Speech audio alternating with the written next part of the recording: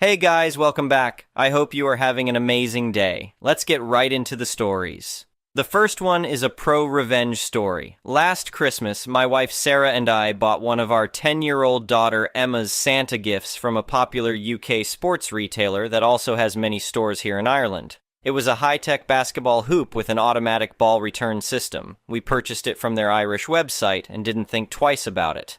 A week later, we got a notification from a courier company with brown uniforms that there were customs charges due on something. We'd bought so many things for the kids that we had to double-check our orders. We couldn't find anything that was being imported, so we assumed it was a scam. I told Sarah to call the company and find out who shipped it. "It's from a UK-based carrier," she said after hanging up. "I think it's our basketball hoop." After some digging, we confirmed it was indeed our order. They had shipped it from the UK via a local carrier to the brown uniformed guys for delivery to us. Sarah and I are both on disability, so an additional charge of almost €60 when you're on a fixed income is tough, especially during the holidays. "Just pay it," I told her. "I'll deal with the retailer."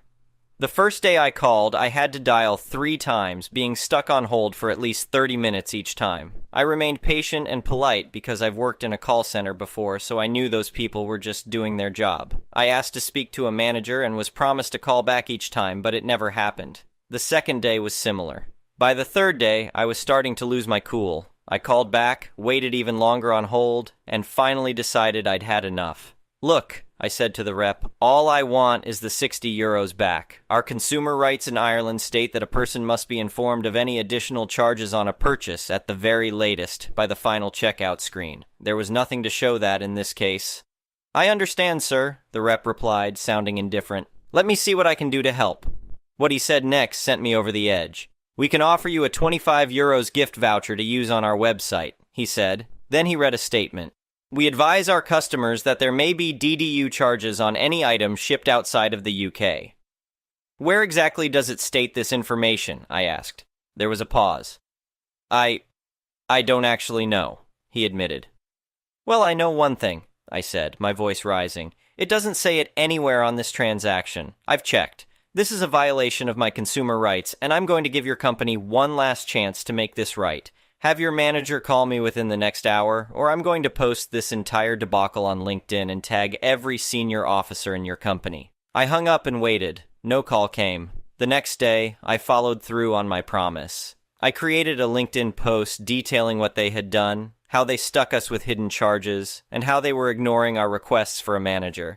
I tagged every senior officer at that company, from regional managers to European directors, all the way up to the CEO. "This," I wrote, "is now an act of war." Shortly after I posted, I noticed they took down the item from their website. They must have thought I was a simpleton who doesn't understand how the internet works. They didn't realize that when you searched for basketball hoop on their site, it still showed the item. I took a screenshot of that, then another of the now missing item page. I even did a Google cached search and found a version from 3 days prior showing the item. I added a comment to my original post highlighting their attempt to hide the evidence, complete with screenshots. I tagged and shamed all the senior officers again. The post started gaining traction. 3 people in incognito mode viewed my profile. I took a screenshot of these mysterious visitors and added another comment, trolling them for their incompetence. The next morning, I got a call from a senior exec at their head office in the UK. "Mr. O'Brien," she said, her voice dripping with apology. "I'm Jennifer from corporate. What can we do to make this right?" "Originally, I just wanted my €60 back," I replied. "But since I had to go to such lengths to get your attention, now I want my €60 back, a full refund on my entire purchase, and I want to keep the product. That's the only thing that will make this go away." She asked for a couple of hours to sort it out. About an hour later, she called back. "Mr. O'Brien, I've processed the €60 refund to your PayPal account," she said. "I've also issued a full refund for the purchase, and you can keep the product. Again, we're truly sorry for the inconvenience." I thanked her for her help because at that stage I was just happy it was over. But I'll be damned if I'll let anyone walk all over my family, even if they're a £70 million annual company. The moral of the story is, don't take nonsense from anyone. I may be just one man, but my daughter's view of Santa is far more valuable to me than the opinion of some retail chain that doesn't care about its customers or how it operates ethically. The next one is an entitled people's story. I never thought I'd be caught up in a legal battle with my neighbors, but here I am. It all started when I moved into my dream home on the outskirts of town. The property came with a beautiful old barn that I planned to restore. Little did I know, this barn would become the center of a ridiculous dispute. About a month after moving in, I got a knock on my door. It was Karen, the president of the local homeowners association. She had a fake smile plastered on her face as she introduced herself. "Welcome to the neighborhood. I'm Karen, the homeowners association president. I'm here to give you your welcome packet and go over some of our rules." I took the thick binder she handed me and flipped through it. "Thanks, but I'm not part of the homeowners association. The previous owner opted out, and I plan to keep it that way." Karen's smile faltered for a second before she recovered. "Oh, but everyone in the neighborhood is part of the homeowners association. It's required." "Not for my property," I said firmly. "I checked before buying. Have a nice day." I tried to close the door, but Karen stuck her foot in the way. "Wait, we really need to discuss that eyesore of a barn. It's bringing down property values." "The barn stays," I said. "It's on my property, and I'm restoring it." Karen's fake smile disappeared completely. "We'll see about that," she snapped before storming off. I didn't think much of it at the time. I was busy with work and spent my weekends slowly fixing up the barn. It was a big project, but I enjoyed the work. A few weeks later, I came home from a business trip to find a notice taped to my front door. It was from the Homeowners Association, demanding that I remove the dilapidated structure on my property within 30 days or face fines. I crumpled up the notice and tossed it in the trash. They had no authority over my property, and I wasn't about to let them bully me. The next day, Karen showed up again with 2 other Homeowners Association board members in tow. "Did you get our notice?" she demanded. "I did, and I'm ignoring it," I replied. "You have no jurisdiction here." "We most certainly do," Karen huffed. "That barn is an eyesore and a safety hazard. It needs to come down immediately." I stood my ground. The barn stays. End of discussion. For the next few weeks, I got daily notices and visits from various homeowners association members. They threatened fines, legal action, even calling the city to report code violations. I documented everything and consulted a lawyer friend who assured me they had no legal standing. I thought things had finally died down when the notices and visits stopped. I should have known better. One Saturday morning, I woke up to the sound of heavy machinery. I looked out my window to see a bulldozer heading straight for my barn. I ran outside in my pajamas, yelling at the top of my lungs, "Stop! What the hell are you doing?" The bulldozer kept going, smashing into the side of the barn. I could see Karen standing off to the side with a triumphant smirk on her face. I called the police, but by the time they arrived, half the barn was already destroyed. The officers made the workers stop, but the damage was done. Karen sauntered over, that smug look still on her face. "Oops, looks like that unsafe structure had to come down after all. Don't worry, the Homeowners Association will split the cost of removal with you." I was shaking with rage. "This is destruction of property. I'm pressing charges and suing you personally, as well as the entire Homeowners Association." Karen just laughed. "Good luck with that. We have an excellent lawyer." The next few months were a whirlwind of legal action. I hired the best property lawyer I could find and went after Karen and the Homeowners Association with everything I had. The case was pretty clear-cut. My property wasn't part of the Homeowners Association, and even if it had been, they had no right to destroy my barn without proper procedures. We also discovered that Karen had forged documents claiming my property was part of the Homeowners Association and used Homeowners Association funds to pay for the demolition without board approval.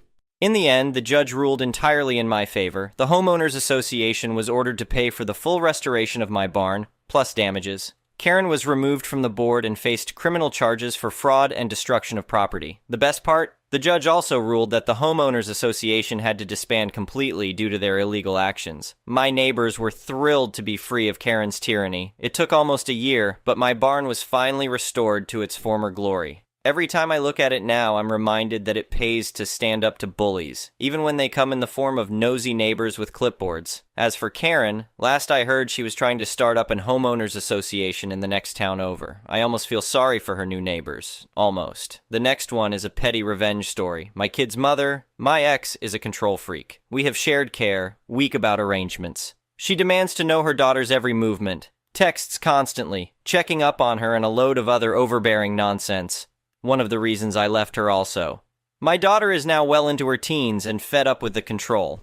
The ex tries to track her via various apps on my daughter's phone, however my daughter is savvy enough to disable this when she wants. So we went camping for a week in the summer with my new partner and her kids. I told the ex exactly where we were camping and our planned travel route. My daughter had had enough of the control and texts and turned off her phone as we left for the trip. We had to detour a bit due to roadworks, and soon I got a text from the ex demanding to know where we were going and why our daughter wasn't responding. I was surprised she knew we were off track a bit. Once we get to camp, we go looking and sure enough find an AirTag hidden in my daughter's bag. Both myself and my daughter were pretty unimpressed and almost dumped it in the garbage. Instead, we decided to have some fun. We were camping in a small town with a post office. We bought a large potato on which my daughter drew an angry face. Put the AirTag and the potato inside a sealed post bag and posted it to her mother. Over the next 6 days of camping, I received a series of increasingly agitated calls and texts from the ex about our whereabouts. She was freaking out as the tag traveled from our remote town, through another state, and slowly back to her address. A week goes by fast and we head home. Dropped the kids off to their mothers and almost forgot about the package as it hadn't arrived, apparently. A few days later, I get an excited call from my daughter who was grounded. The post bag had turned up at least a couple of weeks after sending. The potato had gone bad and turned to a foul-smelling mush in the bag that upon opening had spilled on the living room carpet, leaving a rotten mess with an AirTag in the middle. Even better, it was the ex who opened it. I wish I'd been there to see her face. Apparently, it was worth the grounding. The ex still tries to control and track my kids, but doesn't have much luck. The next one is a malicious compliance story. I had been living in an apartment with 3 other roommates, so 4 of us total, for about 8 months. We are all women in our 20s. I barely interacted with my other roommates at all. Just between our jobs and classes, we never saw each other. We all had our own rooms as well. For some context, on May 5th, my fiancé and I were planning to move into a new apartment together, so by the evening of the 4th, I had just about all of my belongings packed up. More on that later. Though I barely interacted with my roommates, I felt like we coexisted well, and we never fought or argued about anything, except for some very minor instances with Vicky and Kara. Those 2 were friends, and Vicky was definitely the messiest of the 4 of us living there. She would leave her clothes in the dryer for days, pile dishes in the sink for more than a week before cleaning them, and often forget food in the fridge until it would rot. Maybe 5 times throughout my time living there, I would get a text in our group chat from Kara saying something like, "Hey op, I talked to the others and they said the dishes in the sink aren't there, so please clean them." This was annoying, but it happened infrequently enough it wasn't awful, and I figured Vicky lied to Kara about messes since it was just easier to throw me under the bus rather than own up to it herself. On the evening of May 4th, so the night before I was planning to move out, Kara sent a very long and scathing text to our group chat. She went on and on about how she is tired of my messes, hates all my stuff strewn about the apartment, and also personally attacked me, calling me disgusting and inconsiderate. Since I was leaving literally the next day, I didn't see any reason to start a fight, so I just said it was her lucky day, and I was actually moving out the next morning. She replied, "Whatever you say, just take all your stuff and leave." Now, the malicious compliance, as I had mentioned earlier, I had packed most of my belongings already, but technically not everything. The 4 of us all moved into the apartment at about the same date, but I moved in a few days earlier than the others. This means I had bought a lot of the communal items myself. I was planning to leave these out of kindness despite them being worth $400. However, once I got that text from Kara, I decided I would in fact take all of my stuff and leave. These communal items included all trash cans in the whole apartment, $100, the Wi-Fi router, $150, a large metal shelving rack, probably the one that hurt the most, $150. The shelving rack was likely the most devastating loss for them since they had tons of stuff. For reference, the kitchen had 10 cupboards and 8 drawers, of which I used 2 cupboards and 1 drawer to store my items. The cupboards I used were also the ones above the microwave and the fridge since I am the tallest and wanted to be considerate. All the rest of the cupboards, drawers, and the entire metal rack, which had 5 large shelves, were filled to the brim with my roommate's stuff. Essentially, there was absolutely no way they'd be able to fit it in the amount of space I left behind without buying another rack or putting it on the counter and floor. I was careful to keep all their stuff from the rack organized and neat when I removed it, and everything from the rack completely covered the counters, kitchen table, and coffee table in the living room. I moved out peacefully with all my belongings the next day and have been happy in my new apartment with my fiancé. A few days after moving out, Vicky texted in the group chat that, FYI, the Wi-Fi isn't working anymore. I wonder why, and at that point I left the chat. I've wondered how long it took Kara to realize that it actually was never me that was making messes in the apartment, but I guess I'll never know. The next one is an entitled People's Story. So, I am an instructor at a small college. I teach artsy vocational classes and only have an MFA, and my school really favors more academic PhDs. This was all told to me when I was hired, but the dean at the time was incredibly kind about this and gave me a secret boost in pay to make up for the lack of favor. She told me that even though I would never be promoted, my area of expertise was valued, and as long as I stayed in my lane, I was very welcome. So before I ever got tenure, I worked for a few years and developed a slate of very popular classes that filled every semester. I was very happy and grateful to have the job. Titles mean nothing to me, and I was just happy to be successful at a job I loved that helped people. I also learned very quickly never to step on the toes of more senior faculty. I stayed in my lane. Then a woman was hired in another subgroup of my department. I never met her, nor was I involved in her hiring. She had nothing to do with me, but she does have a PhD. Then, before I ever met her, I saw on her social media that she announced that she would soon be teaching all my classes, and she was delighted to be doing that. I was shocked because I went through a rigorous hiring process, and I am exceptionally qualified to teach in my area. She has no publications in my area, and her degrees are only vaguely related to my area. I figured my chair would put her in her place, but I was wrong. Instead, I was called into the chair's office and told EW is very interested in what you do and wants to help you. I stared my chair down. EW has a degree in X, and she was hired to do Y. That doesn't have anything to do with me. Chair sighs. Her degree is multidisciplinary, and she is more than qualified. This shocked me because it was way out of protocol. There was a pecking order, one that I had followed. I also realized very quickly that if I gave in, I would have no job. I would be shunted off to teach stuff I wasn't qualified to teach. This gave me the courage to resist, and resist I did. Multiple meetings with my chair followed, in which I was painted with the difficult and unsupportive. Honestly, if the woman had had one shred of business teaching in my area, I probably would have succumbed to the pressure. But she was not qualified either by degree, experience, or publications. That made me mad.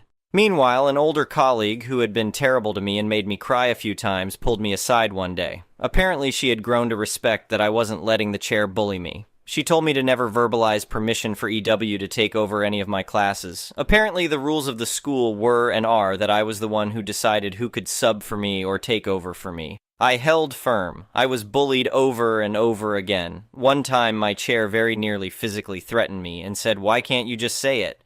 Chair had no idea I had been tipped off why I needed to say it. I was told by another colleague that EW is bored with her area and doesn't like what she got a degree in, and she only did that area because it's easier to get hired. I said her life choices weren't my problem and stood firm. My chair threatened not to support my tenure, but I actually had a bulletproof application. Chair couldn't do anything. Shunned by many colleagues, some of whom I thought were friends, I was called angry and unreasonable on a good day, a idiot on the worst. One day, the sweet dear lady who had been responsible for hiring EW actually cried an apology saying she was sickened by what was happening to me. EW had been their last choice, and the only person they could get. This sweet, lovely woman wailed that EW was obnoxious and terrible. She also said that many people in the department supported me but were scared of the chair. She said I should just keep resisting. At least twice I was at school events, and when I told the person, both times high-up administrators, what I did/taught, they said, "Oh, I thought EW did that." I had to correct them. So I got tenure and stood firm. Meanwhile, a former student who is now teaching at a community college nearby told me EW was teaching there. He provided me with her bio from their website. Her listed credentials were my credentials. Luckily, that didn't last long. She didn't have the expertise, so I guess the gig just fizzled. One thing I never did was meet with EW. I was asked to, so we could hash things out, and I said repeatedly that there was nothing to hash. I was happy in my job, and my job wasn't her job. I was always polite and professional if I had to deal with her, but I always avoided any potential traps. They wanted my verbal permission. I wouldn't give it. Finally, the chair stepped down. The next chair initially sided with the majority because he didn't know me very well, but then he got to know me and was fair. Eventually, EW stopped trying to do my job. She pushed her way into another area, and now she steers clear of mine. It really did take about 10 years to wear her down, so there was no real dramatic ending. I just held firm, and eventually EW gave up. The reason I am sharing is recently another colleague told me that he always thought EW and Chair were having an affair, and this is why everything happened. Maybe I am naive, but the thought never crossed my mind. Plus, EW is actually not attractive at all, so I couldn't picture it. Anyway, over the years, whenever EW has done anything terrible or stupid, my colleagues will always share it with me. Still, I actually have little ill will left for her. I won most of the battles and the war, and that's good enough. I still love my job and my students, and I'm glad I fought for it. They say academia is the Game of Thrones without the beheadings. Fair, I think. The next story is titled, Idiot Neighbor Eavesdrops and I Win. My neighbor is an idiot, and we have been having issues with her from the start. 6-hour relentless dog barking 4 days a week for years, yelling at me for stealing water flowing downhill, dead rabbit on the doorstep, the usual property line arguments, emptying her toxic hot tub onto our property, lying by the hedges to spy on us, parties, noise, etc. ad nauseum. Just run-of-the-mill bad neighbor stuff. Eventually we built a giant fence and it had kept the ball cap to a minimum. Both yards have plenty of mature trees. We have 3 maples over 150 years old and a nearly 100-year-old birch, a 12-foot cedar hedge. Add that to the giant fence and daylight is at a minimum in our backyard in the summer. Idiot neighbor had 2 century-old trees and a very mature mulberry tree that hung over the fence in the only area that enjoys direct sunlight. Now, this part is entirely our fault. One spring we built a patio there with light gray stone. The mulberry tree has dark purple fruit and hers is extremely prolific. The week construction was finished was the week the berries ripened and began to drop in the slightest breeze. Sitting out there for any length of time and you would be pelted with berries leaving purple stains like you were shot with a paintball, and sweeping a path was the only way to not step on them. If this only lasted for a few weeks, it would be tolerable, but mulberries are in season all summer. The number of birds that feasted on the fruit and promptly deposited bright purple bird crap on everything we owned outside was unbelievable. Purple bird crap drip-dried everywhere on the patio and beyond. We started putting tarps over the entire patio to collect the bird dung-coated berries and emptying them into a bucket every time we wanted to use the patio. Remembering our neighbor's penchant for eavesdropping, I began to talk about mulberry wine. About how good my mulberry wine was, and how this year's bumper crop of mulberries was going to make so much wine, and how we were going to go on a vacation with all the money I was making from selling my mulberry moonshine. Visitors joined in the act, claiming they could not wait for their allotment of my fabulous mulberry wine and offering bribes to be moved up the list. I do not make mulberry wine, never have, and would not start with mulberry bird poop wine. One rainy early summer night, I heard and felt a tremendous crash. I ran into the backyard. The largest limb from the mulberry tree was lying in my backyard. A chainsaw was sputtering on the other side of my giant fence. The mulberry tree was coming down at night in a rainstorm. More evidence of her idiocy. There was a bit of yelling back and forth through the fence, me about her being a dangerous moron, and her to me about having a nice vacation without having mulberry wine to sell. She continued to cut down the whole tree instead of just the limbs hanging over our property. I laughed myself into the house, not quite believing my ruse worked so well and revenge was finally mine, but that poor tree died needlessly. Barely a month later, a vicious storm blew through our area, splitting one of her mature trees in half and damaging the other so badly it had to be removed. Now, the idiot has no trees, but all mine are still standing. The next story is titled, My Neighbor Constructed an Unlawful House on a Small Plot Adjacent to My Property, Causing Damage to My Driveway. Growing up in a small town, I had always been taught to be kind and respectful to my neighbors, and for the most part, I had always gotten along well with the people who lived near me. But when a new neighbor moved in next door, things took a turn for the worse. The property next to mine had always been a small vacant lot, too small to build a house on, but big enough for a garden or a small shed. I had always enjoyed the open space and the view of the trees beyond the lot. However, my new neighbor had other plans. He was a single guy in his 30s, and he seemed to be the kind of person who always wanted to stand out. When he first moved in, he came over to introduce himself, and I welcomed him to the neighborhood. However, I soon realized that he was not going to be an easy neighbor to deal with. One day, I looked out my window and saw that he had started to build a tree house on the small lot next to my property. At first, I thought it was kind of cute, and I didn't mind it too much. However, as he continued to work on it, I realized he was building it higher and higher until it was towering over my yard, blocking my view of the trees. I asked him if he had a permit to build the treehouse, and he just laughed and said that he didn't need one. He told me that he was building it for his niece, who he said loved to climb trees. However, I soon realized that he had built it more for himself than for his niece. He would often climb up there with a book or a beer, and he would sit there for hours, enjoying the view that he had stolen from me. I tried to reason with him, but he wasn't interested in listening. He told me that it was his property, and he could do whatever he wanted with it. I felt like I was hitting a brick wall. Days turned into weeks, and my neighbor's treehouse grew taller and taller until it was like a tower in the sky, blocking my view of the sunsets and the trees that I loved so much. I grew angrier with each passing day, but I didn't know what to do. I felt helpless and frustrated, and I couldn't even enjoy my own backyard anymore. One day, when I was coming home from work, I saw that he had installed a zip line from his treehouse to the edge of my property. I couldn't believe it. He was basically turning my yard into his personal playground. I was furious. I decided to take action. I contacted the town's zoning office and reported him for building an illegal structure without a permit. I also told them about the zip line and how it was invading my property.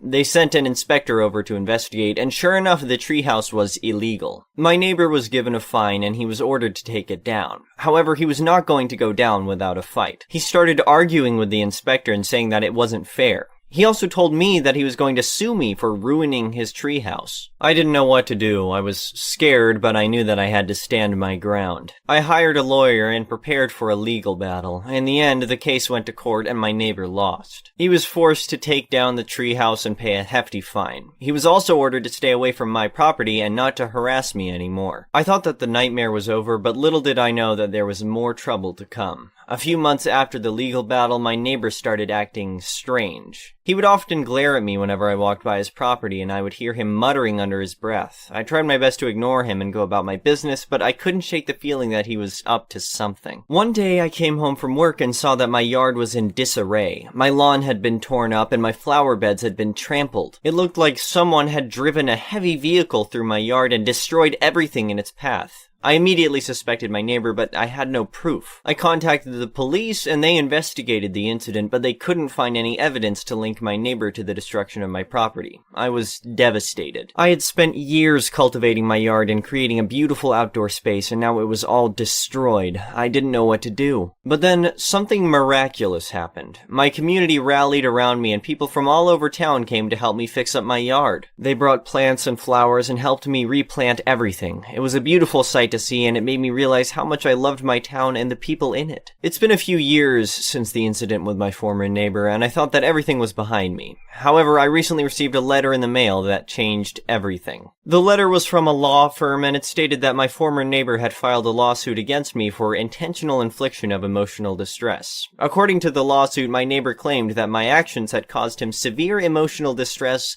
and he was seeking damages for the harm that I had caused him. I was shocked and confused. I had no idea what he was talking about. As far as I knew, I had done nothing to intentionally harm him. I contacted my lawyer, and we started to investigate the matter. It turned out that my former neighbor had moved to another state, but he had kept tabs on me through social media. He had seen that I had moved to a new town and had started a new business, and he believed that I had done so with the intention of hurting him. It was ridiculous, but he had apparently become fixated on the idea that I was out to get him. He had spent years building up this delusion in his mind, and he was now seeking revenge for a perceived slight. The lawsuit was a complete surprise, and I was not sure how to proceed. However, with the help of my lawyer, we were able to build a strong defense against his claims. We provided evidence that showed that I had not intentionally harmed him, and that he was the one who had caused the trouble in the first place. The case went to court, and it was a long and arduous process. My former neighbor was determined to get his revenge, and he fought tooth and nail to win the case. However, in the end, justice prevailed and the judge ruled in my favor. My former neighbor was ordered to pay for all the legal fees and damages that he had caused. It was a victory for me, but it was also a reminder of how fragile our sense of security can be. I never could have imagined that a simple dispute with a neighbor would turn into such a long and drawn-out legal battle. However, I also learned that when faced with adversity, it's important to stay strong and to fight for what's right.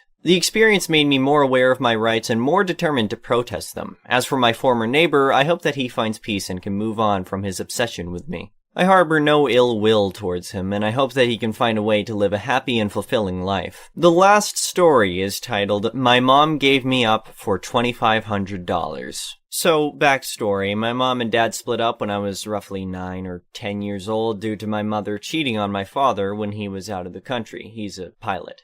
At the time, it was me and my 2 older sisters, one of which was already an adult, so my older sister and I were left under my mother's custody due to my father always flying and not wanting us to go through moving all the time. As far as the details go, my dad not only paid my mom child support, but also paid off the house. Despite having little money to take care of himself, he paid my mom more than what he actually owed. Yet, My sister and I never saw that money. After the divorce, my mom turned to many things, sleeping around, gambling, drinking, and eventually meth, though that didn't last long due to my dad finding out and threatening to take us away. My sister practically became my mother since ours decided to step down from the plate, and I was too young to take care of myself. When my sister left for college, all the emotional abuse she took ended up falling on me, which sent me into a loop. Due to my sister taking all the damage, I typically saw my mother as, well, my mother. My young brain didn't notice how often she didn't come home at night, or the lack of food in the house, or the constant weeks I'd wear one outfit since I didn't have other clothes that fit. I didn't notice how not normal this is. Heading into high school, it became more and more obvious this wasn't right at all, yet I still loved my mother. We bantered and ate fast food together, and she was proud of my accomplishments. But she had her moments, dropping huge hints that I'm too boyish like my dad, refusing to let me cut my hair, pressuring me into wearing makeup, heels, dresses, convincing me I don't need therapy as my therapist at the time made me uncomfortable, one of those Christian therapists that made everything about God. While I am a Christian, it didn't help the conversation, and so on. Meanwhile, my dad met a woman, and they fell in love. When she became pregnant with his kid, he moved her to America after my little sister was born and started a new family. I love my stepmom. She's literally the sweetest woman I know, and I adore my baby sister, and eventually my second baby sister. Over time, after spending many nights in their home, I came to realize how much happier I was at their house over my mother's. One day, I told my dad I want to officially live with him. At this point in time, I've noticed how depressed I am and how things aren't normal in my mom's house. When I told my mother this, she was deeply upset and cried, but she understood, or so I thought. That's when everything went downhill. The text messages started, sly guilt trips and remarks on how someone else convinced me to move out, that my father convinced me she was the bad guy. The more these texts happened, the warier I became on talking to her. It got to the point where I would cry after every conversation because I was so confused and lost. One day she practically trapped me in her car in my best friend's driveway to tell me how my reasons for leaving her were bullcrap and that I clearly don't remember what it was like in that house. Cue my memory issues. But enough about that, let's get to the good part, the custody case. Due to me being the last child between my mother and father, my dad no longer had to pay child support. Obviously, they go to court about this. Except, my mom didn't show up for many, many hearings. When she did, she had this bullcrap story about how my dad owed her a crapload of money because he never paid the full child support, and how she felt pressured to believe him and trust him when he said he knew how much he owed her. He did. He calculated it himself and actually paid more than what was needed. So, if you're catching on, this fight was about money. Here's a fun little thing. My mom texted me maybe a month before this case started about how she desperately wants me to come home, how she'll do anything to get her baby back. That aged well, didn't it? Because one day my mom stated that if my dad pays her $2,500, she'll give up full custody of me. My dad agreed to it and it was over. She gave up her custody rights for $2,500. It still stings. I'm still bitter and angry to this day about it, and this case happened years ago. I don't think my mom is aware I know the details on this case, as she very rarely reaches out to me as if we still have a relationship to tell me how much she loves and misses me. The thing is, I learned that my mom actually despised me after the divorce because I reminded her of my dad. We have the same eyes and resting face, lol. My mom just loves being the victim and even tried to convince my sister she doesn't remember doing all the stuff she did to us. She even blamed my dad for her cheating on him and said so to my face. I haven't had a real conversation with her since Christmas, over the phone of course, and haven't seen her in person since maybe before the pandemic. She texted me recently all excited about a gift she got for my sister's unborn baby, and it sent a whole new wave of resentment towards her. I stopped trying long ago to have a relationship with her as she doesn't try in return, and will continue to do so until she admits her wrongs, apologizes, and actually tries to be a ducking mother for once in her life. Until then, my only mother is my lovely stepmom. The next one is an entitled people's story. I was hired by a company as an assistant manager, a job for which I was well qualified. The owner was rarely on site as he owned several businesses.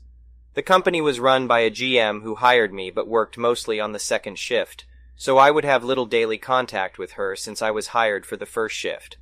I was assigned to Eva for training. Eva was a manager and had been with the company for 5 years. I trained with her for a few days, and then I was on my own, though she and I had overlapping shifts and would see each other a few days a week. We were friendly but not close. After a few months, I was doing well at my job and had even gotten some new procedures adopted to help boost sales. Eva began to act resentful. She would correct me for small things and took any opportunity to remind me that she had trained me. It didn't matter to me. She wasn't my boss. I reported to the GM. So I mostly just ignored her. What I didn't know was that Eva was not just tight with the GM. They had worked together at another place for 10 years before this one. One day at shift end, the GM asked to talk to me. She told me it wasn't working out, said I was still making mistakes at 6 months that I shouldn't be. I asked for examples. A few of them were petty matters Eva had mentioned, but most of them were just not true. I tried to argue, but it was clear that I was set up. I decided to reach out to the owner since I had nothing to lose. He was sympathetic, but said he relied on the GM to run the business and had to support her decision. Then he mentioned that if things hadn't been so bad between me and Eva, it probably could have been worked out.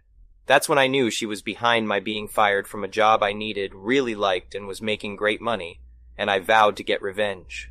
I started searching for her online information. In less than an hour, I had uncovered gold thanks to one of those pay services. About 3 months prior, Eva was arrested and charged with DWI in a neighboring state. The court records showed she had a hearing coming up in a few weeks. That was enough to get her fired. It affects a professional license she and I had to have as management. Per state law, license holders must report criminal charges to the licensing board, and in the case of a DWI arrest, licenses are typically suspended pending trial. I called the owner and told him what I discovered. It was news to him. I guess since it was out of state, Eva was keeping it secret. Maybe she was hoping to get let off the charges. The next day, the owner called and said Eva was fired. He thanked me for telling him about her DWI, apologized for how I was fired, and offered me Eva's position and salary. He asked me to come in the next morning to meet with him and to cover Eva's shift. I accepted. That alone was sweetly satisfying revenge, but what happened next was the icing on the cake. I got to work extra early, met with the owner and GM, and we all agreed to start fresh. Cool. It was still an hour before opening, and I was in the back of the place when I heard the front door chime. When I came out a few minutes later, Eva was there, tears flowing, begging the owner for her job back. She obviously didn't know I was there because when she saw me, her whole body seized, and her shocked expression was priceless. I walked right by her, staring her down with a crafty grin, and went outside. Eva came out a minute later and wouldn't make eye contact. As she walked away, I said, "Good luck on the 23rd. That was her court date. Over the next few months, I flourished in my new role. I introduced several new strategies that improved sales and cut costs, and the owner was very pleased. I received a generous bonus for my efforts. One day, a few months later, I received a call from Eva. She was sobbing uncontrollably, begging me for forgiveness. I could hear the desperation in her voice. I was enjoying this, and so I told her that I had moved on, but that she should never underestimate someone's ability to get revenge. I hung up and went back to work, feeling satisfied that justice had been served. I knew that I had won, and that Eva would never be able to get the best of me again. The next one is an entitled People story. My name is Lily, and I recently moved to a new neighborhood with my husband and our 2 children. The neighborhood was managed by a local HOA, but we were fortunate enough to have a house that fell outside the range of their control. We were excited to have more freedom than our neighbors, but little did we know that this would attract the attention of Karen, the self-appointed neighborhood police. Our first encounter with Karen was when we were unloading our moving truck. She came over to us, accusing us of being intruders and questioning who we were and what we were doing. Despite our attempts to explain our situation, she refused to listen and left us feeling uneasy and unwelcome. Over the next few weeks, Karen continued to make our lives difficult. She would leave HOA materials at our doorstep, issue us fines for minor grievances, and even called the police on us when our children were playing in our own backyard pool. It seemed like she was constantly watching us and waiting for us to slip up. One day, my husband and I decided to go to the local city hall to get more information about the HOA and why our house was exempt. We discovered that our house was built before the HOA was established, and therefore was not subject to their rules and regulations. Armed with this knowledge, we felt more empowered to stand up to Karen's harassment, but things only got worse. Karen started to spread rumors about us to our neighbors, telling them that we were troublemakers and didn't belong in the neighborhood. We tried to ignore her, but it was hard when we knew that she was turning our neighbors against us. Then one night, we were woken up by a loud banging on our front door. It was Karen, demanding that we let her in. We refused, but she wouldn't take no for an answer. She started to yell and threaten us, and we knew that we had to call the police. When the police arrived, Karen was still outside of our house, screaming and causing a scene. They arrested her for disorderly conduct, but we knew that this wouldn't be the end of it. A few days later, we received a letter in the mail from Karen's lawyer, threatening to sue us for harassment and emotional distress. We were shocked and scared, but we knew that we had done nothing wrong. We hired a lawyer ourselves, and after a long and stressful legal battle, the case was dismissed. But Karen wasn't done yet. One night, while we were sleeping, someone broke into our house and stole some of our belongings. We were devastated and scared. We suspected that it was Karen, but we couldn't prove it. The police investigation turned up no leads, and we were left feeling vulnerable and unsafe in our own home. We decided that we needed to move for the safety and well-being of our family. Thankfully, we were able to find a new home in a different neighborhood. We've been here for a few months now, and we feel much happier and more at peace. We've learned a lot from our experience with Karen, and we're grateful that we were able to stand up for ourselves and come out stronger on the other side. And as for Karen, we've heard through the grapevine that she was eventually forced to move out of the neighborhood after too many complaints from her neighbors. We can only hope that she's learned something from this experience and that she'll never treat anyone else the way she treated us. The next one is a petty revenge story. So, my dear old mother has been my personal hell for as long as I can remember. It started with her threatening to hit me with a bottle, then trying to break down my door while screaming obscenities at me. She even hit me over the head with an umbrella and yelled at me when I cried. I was 11 at the time.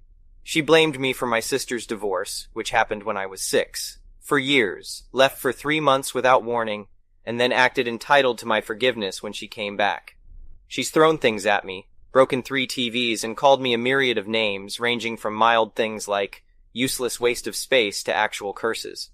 The worst thing is that she acts like she's the best mom in existence around other people. She compliments me and stuff, and I can't have a support system because no one would believe me if I told them how awful she is. But I've had an ace up my sleeve for 2 years now. I've secretly recorded videos and audios of every horrible moment and kept them in a safe folder. I have recordings of the moments mentioned above and lots more of her talking crap about neighbors, friends, and even her own eldest child behind their back. Tonight, I'm packing for uni. By morning, the entire folder will reach multiple people, including my half-siblings, aunts, uncles, neighbors, her besties, etc. Bad luck and a worse day, Mother. You always said justice is better served cold. The next one is a petty revenge story. Mother-in-law has always been bitter that I took her son away from her. She's the queen of negging, and I am often her #1 target. She loves to make me jealous. She sends pictures of her new cars, new house, and designer handbags saying, "Isn't it great I can afford all this?" Last summer, mother-in-law invited her other son, his girlfriend, and the girlfriend's sister on vacation, but not us. She bought them designer souvenirs and sent us pictures every day of their vacation, captioned, "I bet you're so jealous." Not 3 months later, my parents invited us on their vacation, and we accepted. Mother-in-law was furious. Jealousy is not a good look on her. She threw a tantrum, saying she was losing her little boy and that she wanted to be the best mom in the world. She was so jealous that my mother was getting more attention than her. She cried about how she never sees us and how we've always shown blatant favoritism toward my parents. The best part of all this? It was at this moment that my significant other decided to tell her that we are moving 5 hours away to my parents' city. The next one is a pro-revenge story. What's better than calling the cops on your sweet little old neighbor's heroin addict grandson for stealing your Amazon package? In July, my elderly neighbor had her grandson and pregnant girlfriend move in to help them out. She is a widowed lady in her 70s, babbles a lot, but sweet. I have a soft spot for her. Years ago, she cornered me as I was leaving to take my dog on a walk. My dog was unhappily pacing, waiting for the walk while we listened to her stories. He peed on her during the story. She is so senile she didn't notice. Just a few days later, I am mowing my backyard, and the grandson walks past my house carrying an Amazon envelope. Weird. An hour later, the sweet little old lady comes over with the envelope her grandson had. This was in my landscaping. I had totally forgotten that I ordered my kids the movie Leap. What a crap haul for this kid. See, I am a criminal defense attorney. Probably the only one this lady knows. If I call the cops, my neighbor will try to hire me. It'll get weird. She is so sweet. I will be a witness. He is on probation, so he will sit in jail for a while. This will totally make me look like a snitch to my own clients in that same jail who are thieves, addicts, and burglars. It's bad personally and professionally, and it's not the biggest deal. So I filled up an Amazon box with purple rain powder that was ordered to my office.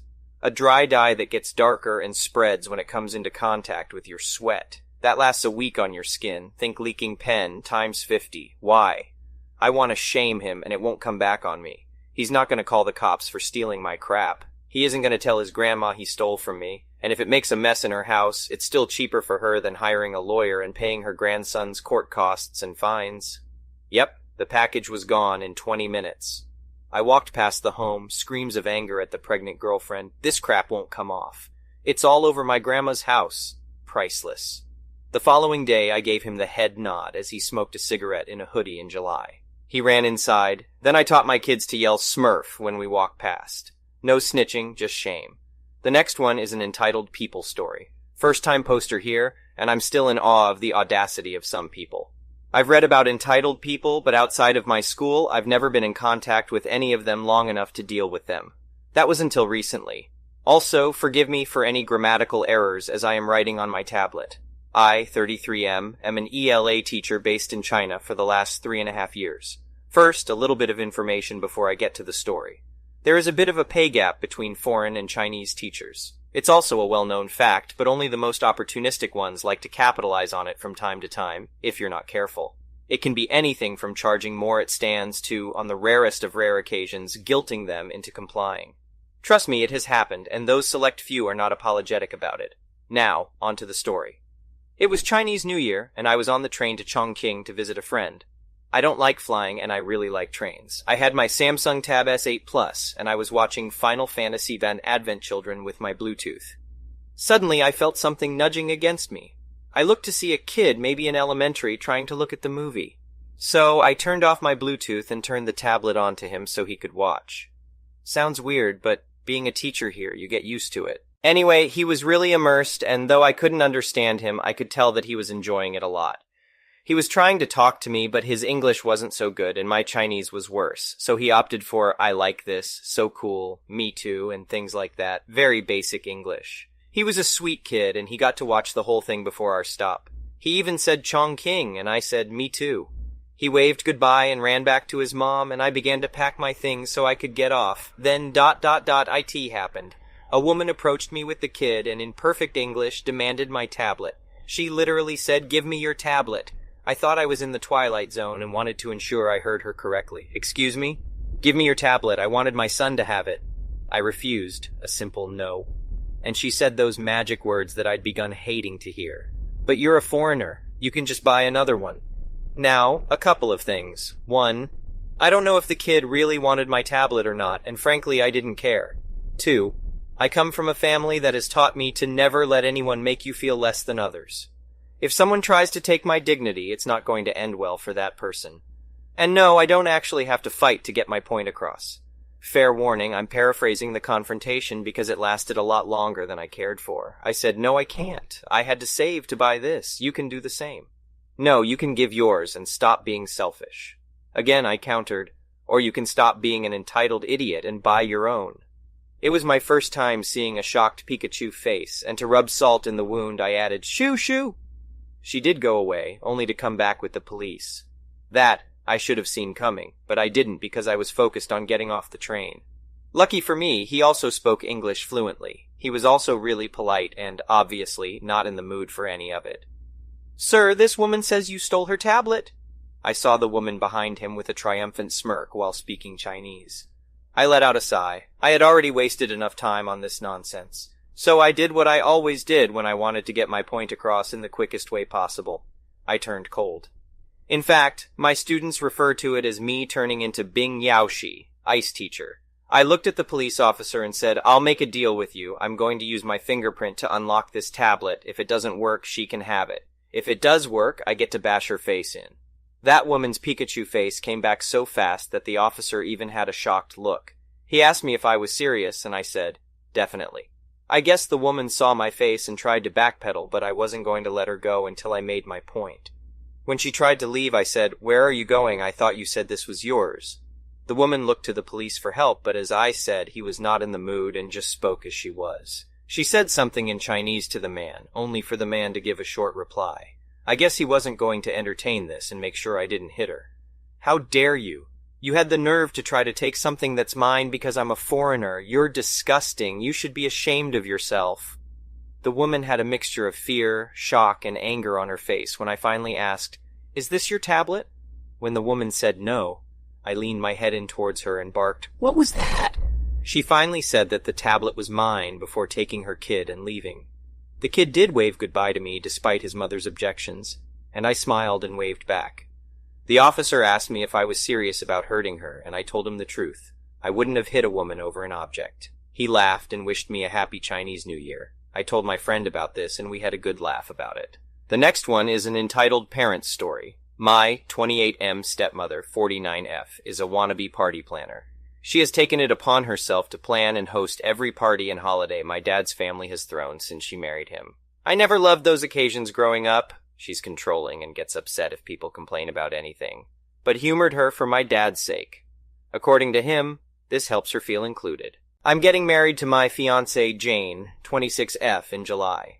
We got engaged in early 2021, but Jane ended up getting pregnant a couple of months after that, and we decided to postpone the wedding to focus on our son for a while. So we've had a long engagement. My stepmother has tried to hijack our wedding plans from day one, complaining, contacting our planner, showing up unannounced to Jane's dress appointments, etc., and we have repeatedly asked her to stop. Dad wants us to humor her, but she's clearly resentful of the fact that she's not hosting the wedding or being labeled mother of the groom in invitations. Besides our baby boy, we also have Luke, 4M, Jane's paternal half-brother. She got custody of him a few months into our relationship after his parents died. I ended up moving in with them during the pandemic and have been in Luke's life since he was a baby. He doesn't call me Dad and refers to us as his sister and his OP, but we love him like a son. Stepmother, though, hates Luke. She accuses Jane of baby-trapping her way into the family. That accusation only got worse after our son was born. My dad gets along with Jane and adores the kids, but stepmother demands him to refuse babysitting Luke so we don't leave the kids with them often. Instead, Jane's brother and CL usually watch the kids for us, as their children are close to ours in age. We had a thing last Sunday, and my BIL was out of town with his family. Jane's other siblings live in different cities, as well as my mom and sister. My dad agreed to babysit at our place, and we left. We came back to find both kids crying, stepmother screaming, and Dad weakly trying to calm everyone down. Apparently Luke had told stepmother that both he and our son were going to be our ring bearers, and she went ballistic. She screamed that she wasn't going to allow that because he wasn't family. She then hit Luke, and he started crying. His lip is still split. She'd never gotten to this point before. We immediately banned her from our house and from our wedding. Dad is fuming and has said he's not going without her. He's also convinced half of his side of the family, by severely downplaying what stepmother did, to boycott the wedding as well. This includes my stepbrother, who fully agrees with his mother no matter how many times I try to tell him the truth. Jane and I are refusing to budge, but many of my cousins who aren't coming anymore are asking us to reconsider. Pretty much all of Jane's family agrees with us, but one of her aunts has suggested that maybe stepmother is acting out because she doesn't feel welcomed by my family. The last one is an entitled people story. I knew a lady who was going through a divorce. I was her tech person when she had a home business, and I was invited to her 40th birthday party.